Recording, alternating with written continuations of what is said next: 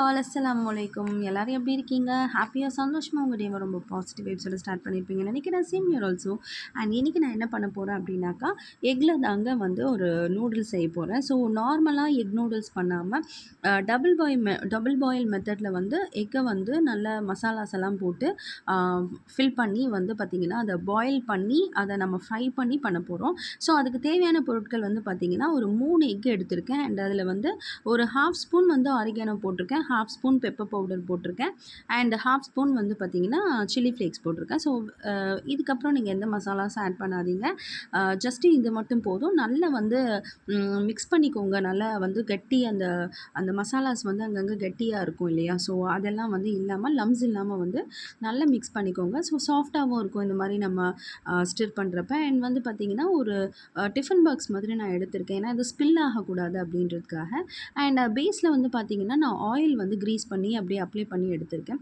So that வந்து நம்ம இது டபுள் பாயில் மெத்தடுன்றதுனால பாயில் ஆகி வரப்போ அது வந்து ஒட்டாமல் ஸ்டிக் ஆகாமல் வருன்றதுக்காக. அண்ட் இதனால் வந்து பார்த்திங்கன்னா இதில் எடுத்து போர் பண்ணி வச்சுக்கோங்க. நெக்ஸ்ட் வந்து இதோட லிட்டை போட்டு மூடி வச்சு அந்த டபுள் பாயில் மெத்தட் நம்ம பண்ணுறது தெரியும் இல்லையா?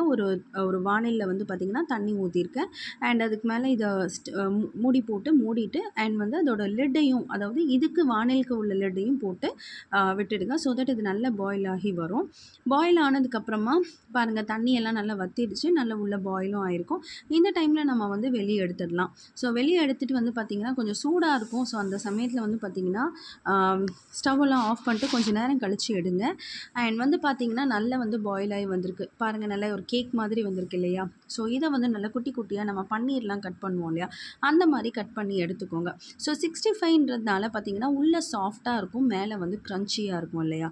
அதனால் நான் கொஞ்சம் 1 ஸ்பூன் கார்ன்ஃப்ளவர் அண்டு மேலே வந்து ஆலிவ் ஆயில் வந்து ஒரு ஹாஃப் ஸ்பூன் கிட்ட போட்டுக்கிறேன். இதை வந்து டீப் ஃப்ரையோ இல்லை ஷாலோ ஃப்ரை கூட கிடையாது.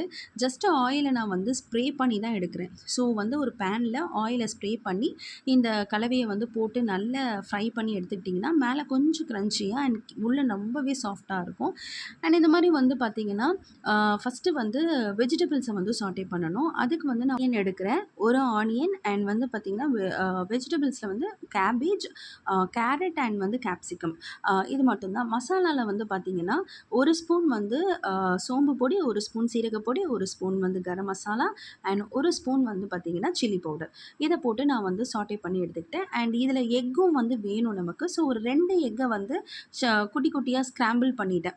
ஸோ தட் வந்து ஸ்க்ராம்பிள் பண்ண எக்கும் இருக்கும். இந்த மாதிரி 65க்கு இப்போ நம்ம 65 இது வாங்குகிறோம் அப்படின்னா எப்படி இருக்கும், எக்கும் போடுவோம் இல்லையா? ஸோ அதுக்காக நான் எக்கை வந்து ஸ்க்ராம்பிள் பண்ணியிருக்கேன்.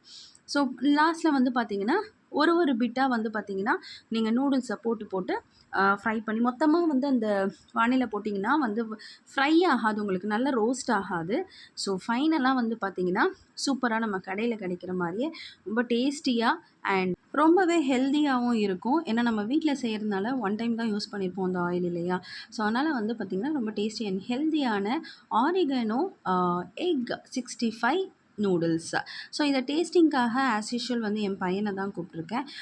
ஸோ அவன் தான் இந்த மாதிரி யூஸ்வலி வந்து இந்த மாதிரி ஐட்டம்ஸ் எல்லாம் ரொம்ப லைக் பண்ணி சாப்பிடுவான்.